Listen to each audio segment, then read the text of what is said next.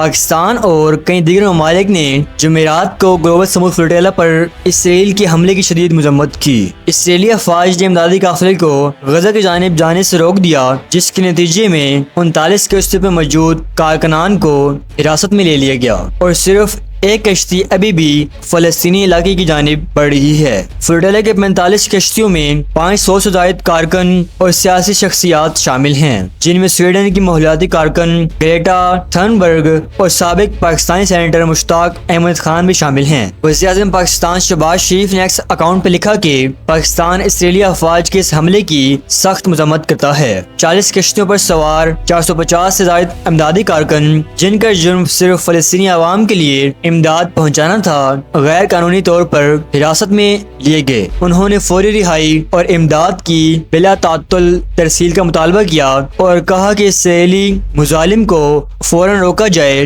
اور فلسطین میں پائیدار امن قائم کیا جائے۔ ڈپٹی وزیر اعظم اور وزیر خارجہ اسحاق ڈار نے اسرائیل کی کارروائی کو بین الاقوامی قانون کی کھلی خلاف ورزی قرار دیتے ہوئے گرفتار کارکنوں کی فوری رہائی کا مطالبہ کیا۔ وزیر اطلاعات عطا اللہ طاہر نے بھی کہا کہ اسرائیلی بربریت ختم ہونی چاہیے اور تمام کارکن محفوظ واپس آئیں۔ چیئرمین سینٹ سید یوسف رضا گیلانی نے اسرائیل کی کارروائی کو ریاستی دہشت گردی اور انسانیت کی خلاف ورزی قرار دیا۔ کہا کہ کارکنوں کا جرم صرف فلسطینی عوام کے ساتھ ہمدردی کرنے کے جذبے میں کھڑا ہونا تھا اور فوری طور پر خوراک، پانی اور دوائی کی ترسیل کو یقینی بنایا جائے۔ سابق پاکستانی سینیٹر مشتاق احمد خان نے بھی اسرائیلی افواج کے ہاتھوں حراست میں لیے گئے ہیں۔ جماعت اسلامی کے سربراہ حافظ نعیم الرحمان نے اعلان کیا کہ وہ ملک بھر میں مظاہرے کریں گے تاکہ فلسطینی کے ساتھ یکجہتی ظاہر کی جا سکے۔ سابق سینیٹر فیصل جاوید نے دعا کی کہ کارکن محفوظ رہیں اور اسرائیلی جارحیت کی مذمت کی۔ وکیل اور کارکن جبران ناصر نے بھی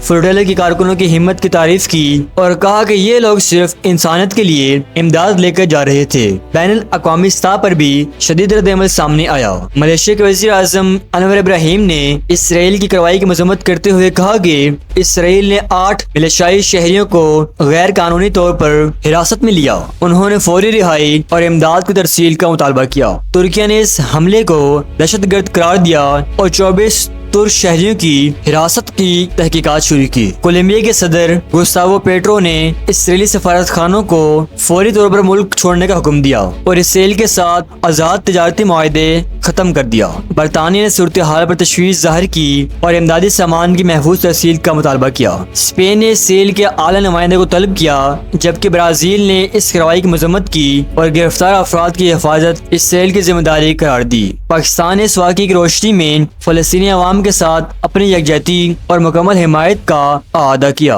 اور اسرائیل سے مطالبہ کیا کہ انسانی امداد پہنچنے والے تمام کارکنان کی فوری اور غیر مشروط رہائی کو یقینی بنایا جائے اور غزہ میں امداد کی بلا تعطل ترسیل ممکن بنائی جائے۔